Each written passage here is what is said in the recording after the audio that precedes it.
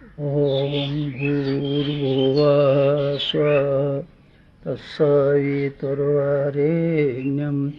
भर्गो देवस्य धीमहि धियो यो नः प्रचोदयात्।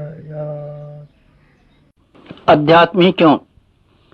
सृष्टा ने मनुष्य जीवन विशेष उद्देश्य के लिए बनाया है और विशेष उपहार के रूप में प्राणी को दिया है। भगवान ने अपने कार्य में, अपने विश्व उद्यान में सहायता करने के लिए, इसको सुरम्य समुन्नत बनाने के लिए मनुष्य को अपने सहायक के रूप में पैदा किया। उसको जो अनेक विशेषताएं दी हैं वो एक अमानत के रूप में दी हैं और एक धरोहर के रूप में दी हैं, ताकि इस अमानत और इस धरोहर का ठीक तरीके से उपयोग करके अपने व्यक्तिगत जीवन में सरलतापूर्वक सारा काम चला सके और निर्वाह कर सके।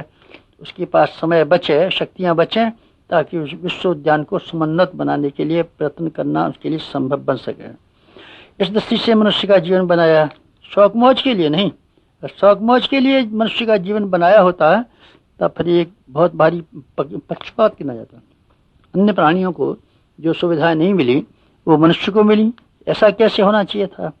सारे बच्चे एक समान भगवान को समझने चाहिए थे। अगर बोलना आवश्यक था तो सबको सिखाया जाना चाहिए था। सुविधाएं जो आवश्यक थी सबको दी जानी चाहिए, लेकिन मनुष्य को ही दी गई, औरों को नहीं दी गई। इसका एकमात्र उत्तर यही है कि भगवान ने मनुष्य को एक विशेष, जिस तरीके से खजांची के पास खजाना जमा कर दिया जाता है, मनुष्यों के पास विशेष अधिकार केंद्रित कर दिए जाते हैं, ऐसे ही उसको विशेष अधिकार दिए गए हैं ताकि इस विश्व को सुंदर, समुन्नत, सुरक्षित बनाने के लिए भगवान के कार्य में मदद करें। हम में से प्रत्येक का कर्तव्य है कि हम उस परम पुनीत उत्तरदायित्व को समझें जो भगवान ने हमारे जिम्मे सौंपा है। ये हमारा बड़ा सौभाग्य है कि हम भगवान की इच्छा पूरी करने के साथ साथ में उपहार के रूप में अपने जीवन का लक्ष्य भी प्राप्त कर सकते हैं, पूर्णता का लक्ष्य। हम पूर्णता का लक्ष्य इस तरह से प्राप्त करते हैं कि हम भगवान की इच्छाओं को पूरा करें और अपने गुण, कर्म और स्वभाव का विकास करें।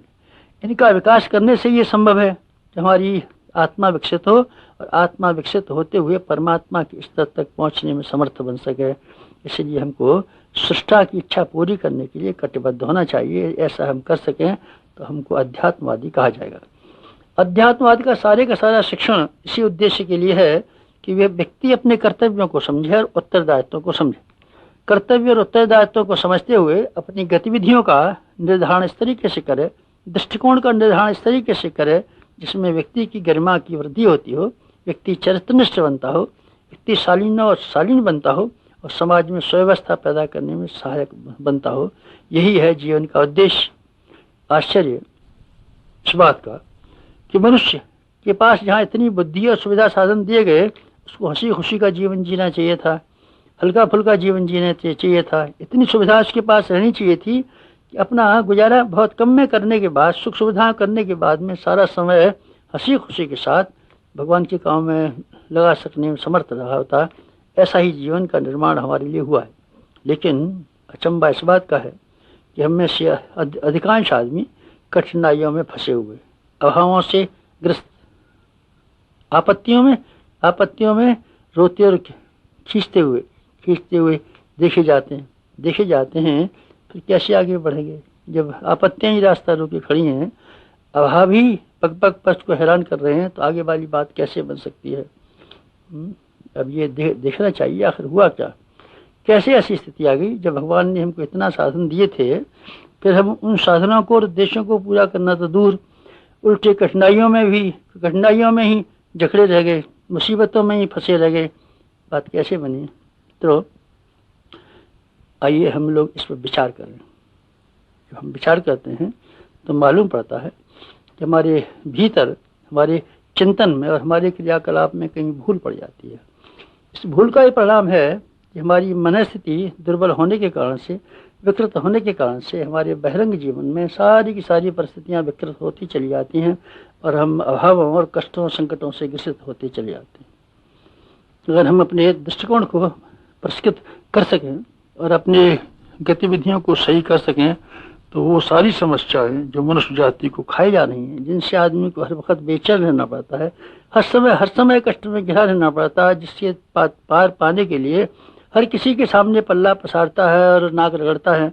आप हमारी सहायता कीजिए, किसी की भी सहायता प्राप्त न करनी पड़े। अगर हम अपने दृष्टिकोण को बदल लें और अपने क्रियाकलाप में हेर फेर कर लें, तब अध्यात्म की शिक्षा यही है, अपने भीतर हम देखें, अपने आप को समझें, अपने आप को जानें, अपनी गलतियों के बारे में गौर करें और अपनी गतिविधियों को ठीक करने के लिए प्रयत्न करें। अगर हमने ऐसा प्रयत्न प्रारंभ कर दिया तो समझना चाहिए सच्चे अर्थों में हम अध्यात्मवादी हुए।